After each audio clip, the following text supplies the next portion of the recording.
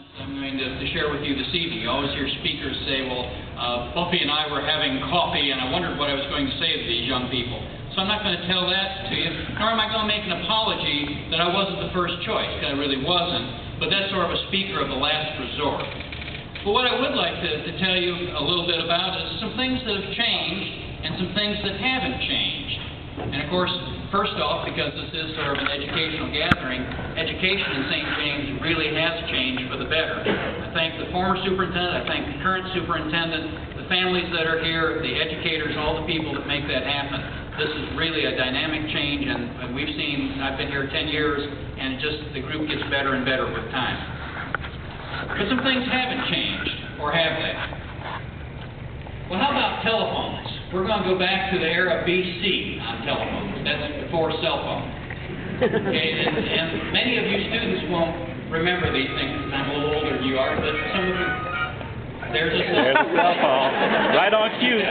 Right on cue. I'm going to sort of ask parents to think about this. We're probably close to the same generation. The telephone used to be a very sacred instrument in the home.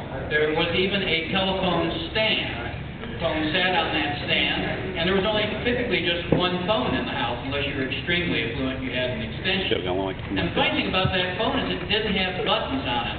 It had a rotary dial. How many of the students in here have seen a rotary dial telephone?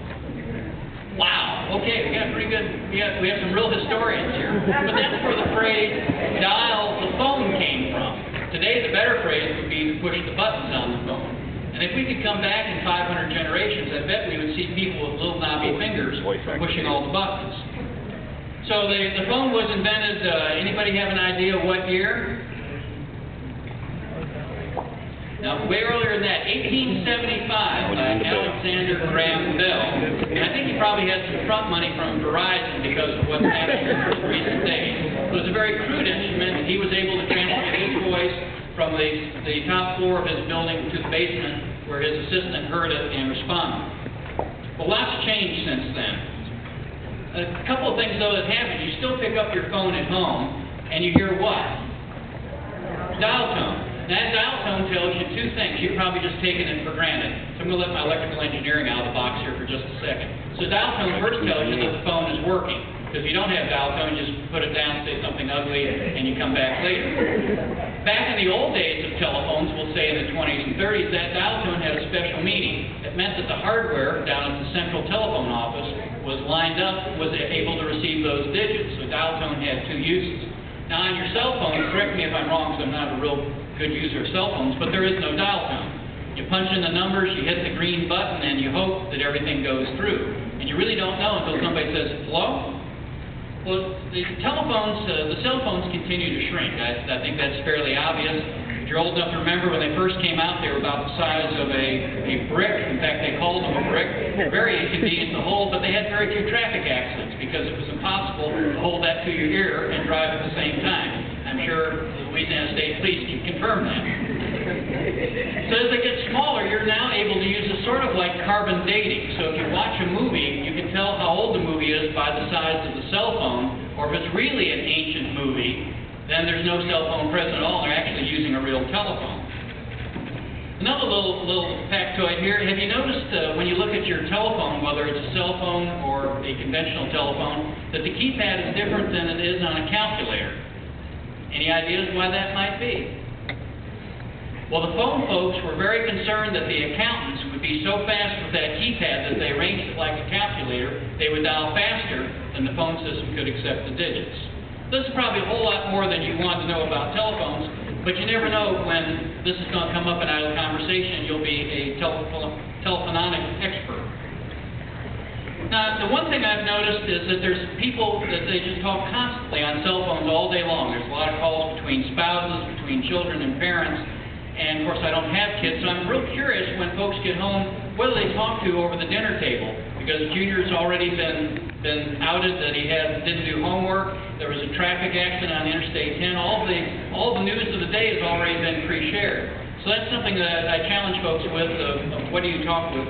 Who do you talk to when you get home, and about what? Because you may have already covered that with the cell phone. Now, as cell phones get smaller, my last little comment about cell phones is, do you think they'll have an implantable cell phone? think it's possible we're getting close. We've got the little blue thing that hooks on people's ears, and a conversation might go something like this. Hi, Mom. Oh, hang on just a second. I'm getting a call from Jeremy. Jeremy, I got Mom on the other line. Hang on just a second. Mom, can I call you back? It's Jeremy. It's very important. I need to talk to you. Okay, Jeremy, I'm back with you. I'll have to call Mom back in just a minute. Oh, you got to go? All right, thanks. Bye. So that might be what the future of cell phones look like. I don't know where we're headed. Now, I said earlier in my comments we were going to talk about some things that haven't changed. Well, let me just leave you with a couple of things. Plumbing fixtures, without getting too specific. Most plumbing fixtures look the same today as they did 20, 30, 40, 50 years ago. And maybe the little silver lever on the commode is much like the enter button on your PC. Interesting analogy. So some things have changed, some things haven't. Now, let me leave you with one quick note here. I had an opportunity about 10 years ago to influence a student. I don't have kids, so that's why this was very memorable to me.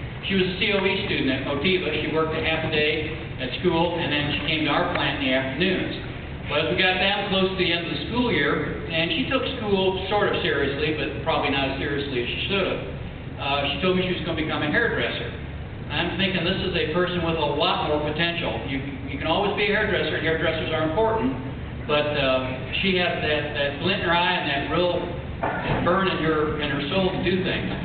So I sort of made her angry, gave her a little pep talk and said, you come back tomorrow and talk about it. And so she came back and said, well, if I get a business degree, I could work at Motiva. And I said, yes, that's right. She was interested in dietary science, so she said she could work at a hospital or a school as a dietitian. I said, absolutely. And she said, I'm sort of interested in teaching. I like special ed.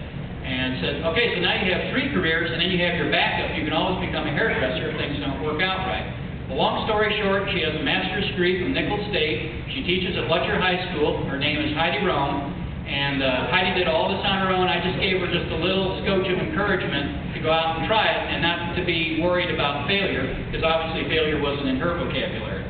So the point of my whole story, beyond being very proud of Heidi, is that if you have the ability to change something or make a difference in either something or somebody, you ought to seize that opportunity. If I had just chosen to ignore her as a COE student, Heidi probably would have a hairdressing studio in Back Basher. In fact, she is a master's teacher and she can still do hair. It's sort of the best of both worlds. So that's sort of my last thought is if you see an opportunity, don't let it go by. Seize it and make a difference. Thanks. I enjoyed visiting with you this evening. Let's give it a